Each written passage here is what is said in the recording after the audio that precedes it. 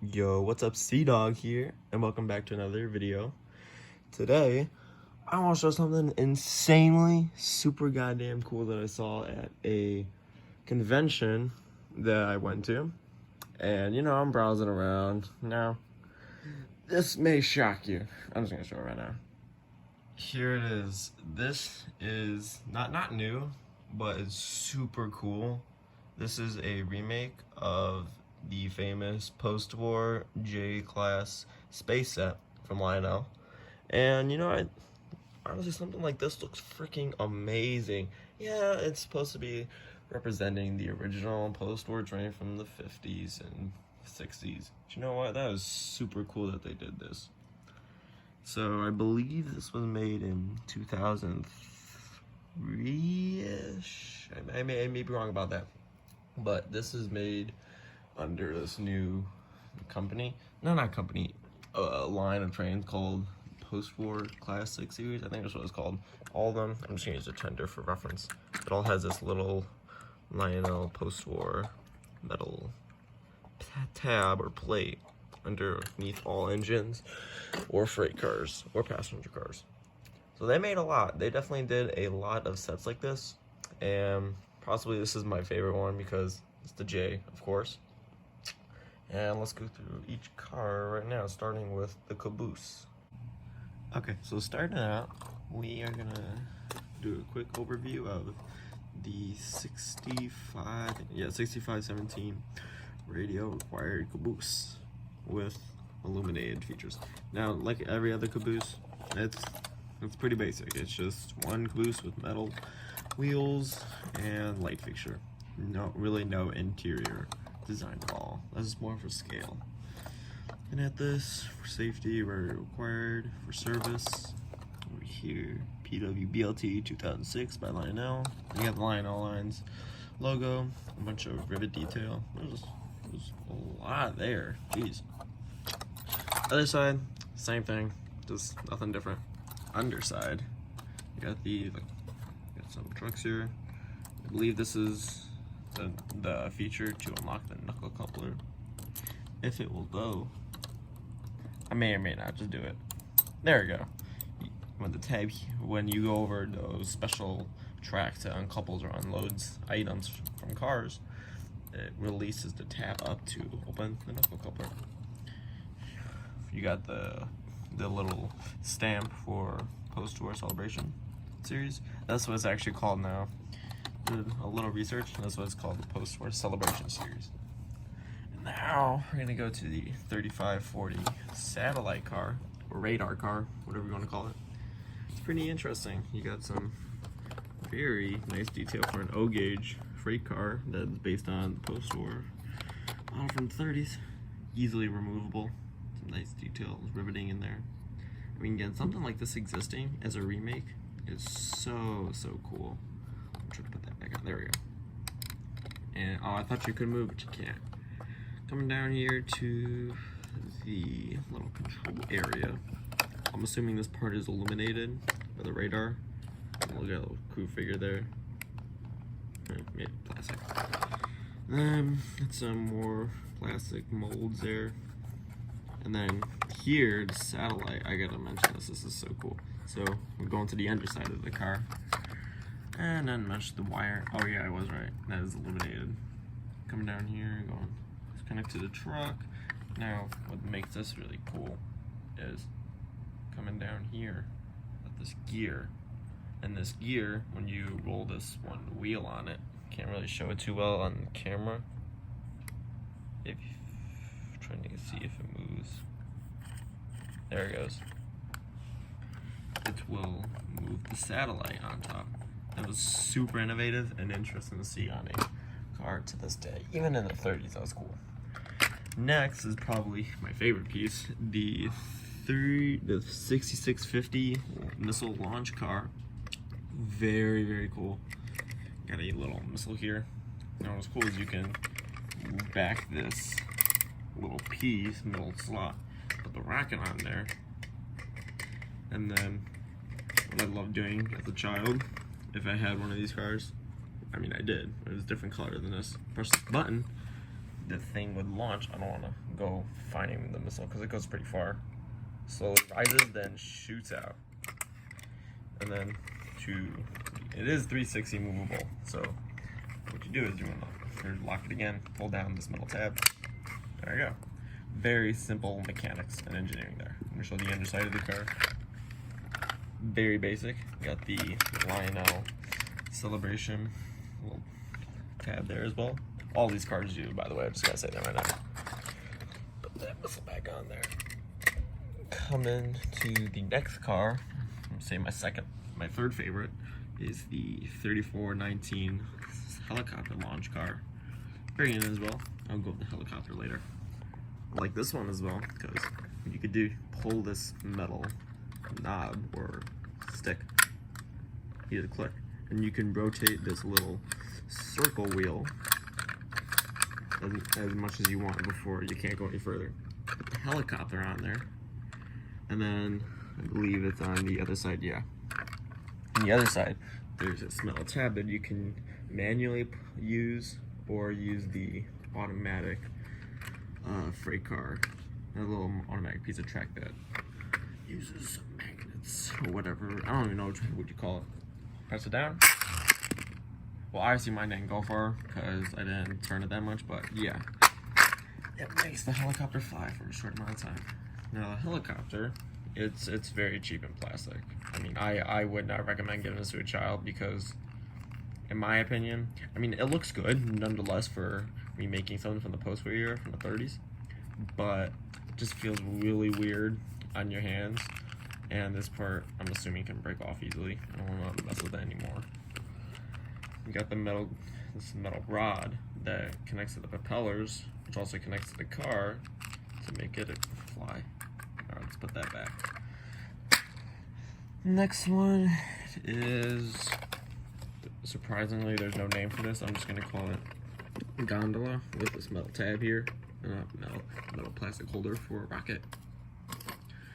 Very, very basic as well.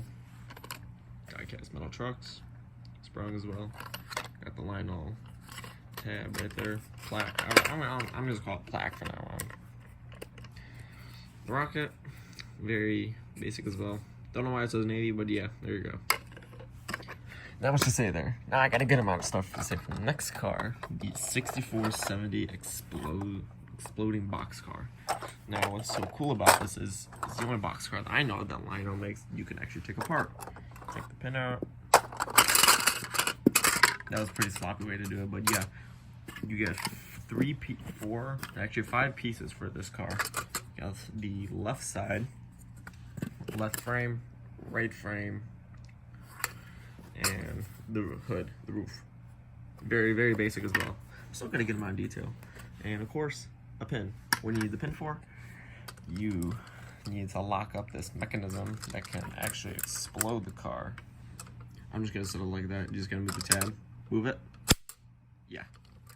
Now when that happens, the metal tab up here knocks off the roof, which makes it simulate exploding.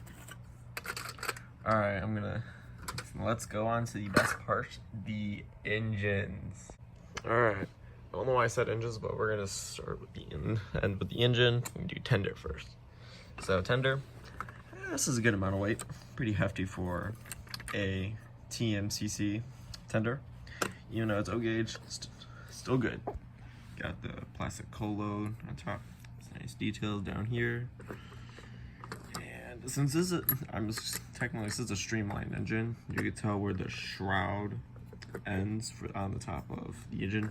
Shroud is basically this metal, I would say, I'm gonna put this stupidly, a metal blanket that put over engines and tenders for steam engines and diesels, I would say, to make them more futuristic.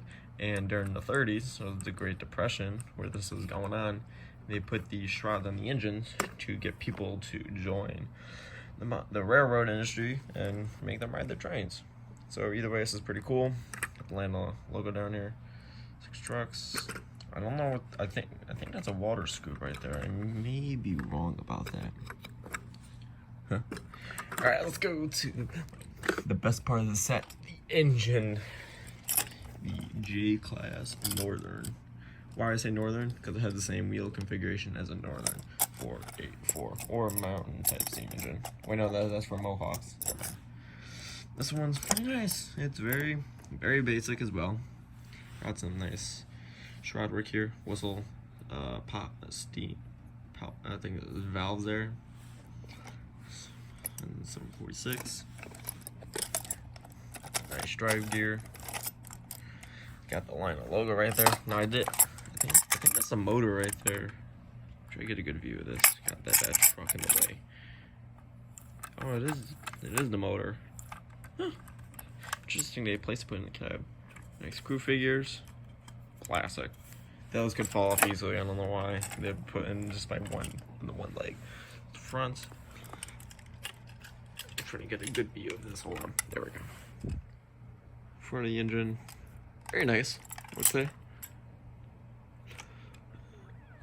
Some nice logos up there. Now, since we went through all of the details, you know what's next. We're gonna go see if I can go around this on the layout, so I'll see you there. Okay, I got the engine and the entire set on the layout, and I just got it programmed into the legacy remote. It's under slot 46, and honestly, with all this highs in this engine, this is gonna be a good one. So start her up by pressing this button down here. I don't know why the light's not on. Here we go.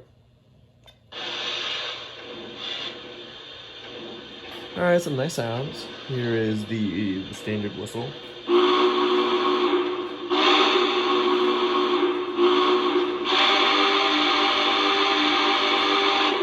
Sounds very similar to the real J. Alright, here's the bell.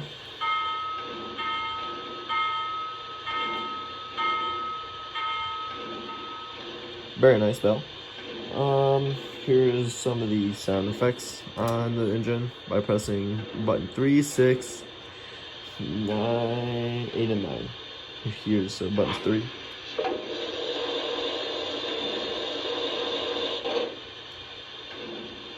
I believe that's supposed to be water added to the temperature.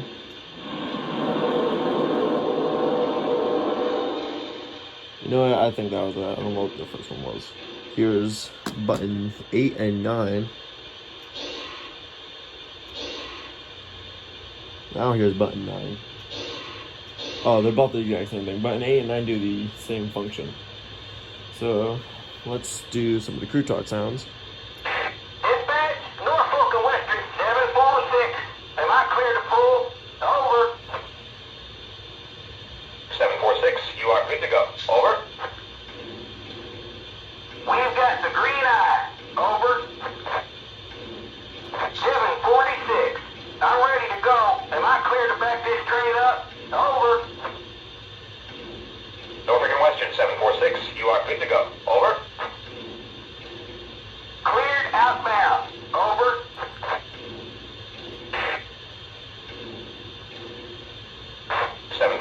You are good to go. Over. We've got the green eye. Over. Alright, I believe that's all the sound effects for it, so let's roll it out.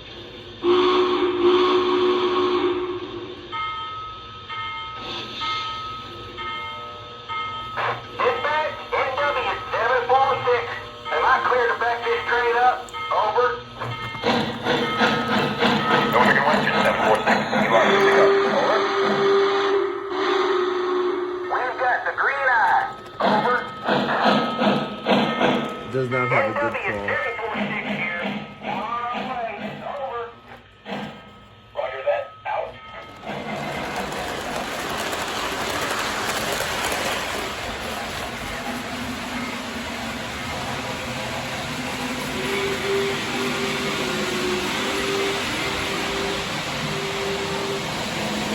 When it comes around the track, you can see the satellite moving on the radio car.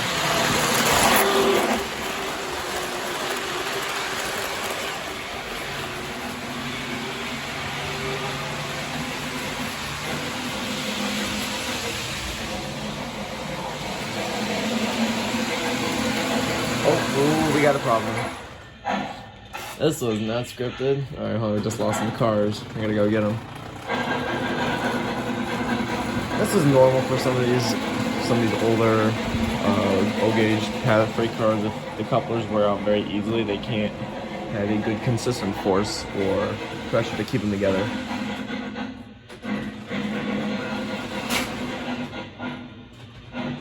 Coming out again.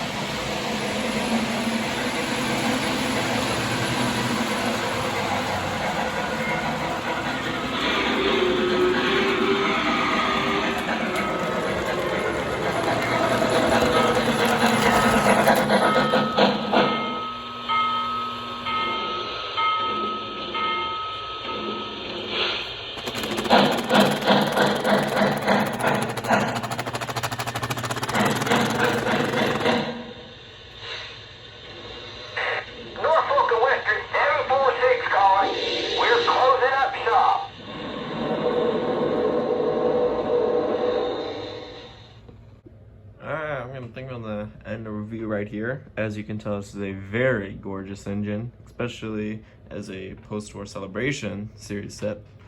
Now, I don't know where you can find these anymore. I just found one at I found a convention for about $300 in that price range.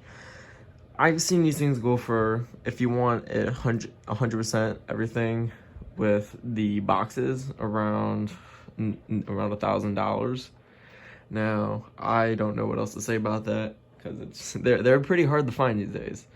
And you know what? I think it was a good time to end the video. So subscribe, share this with your friends or close ones, and I will be seeing you next time. This is CDOG signing off.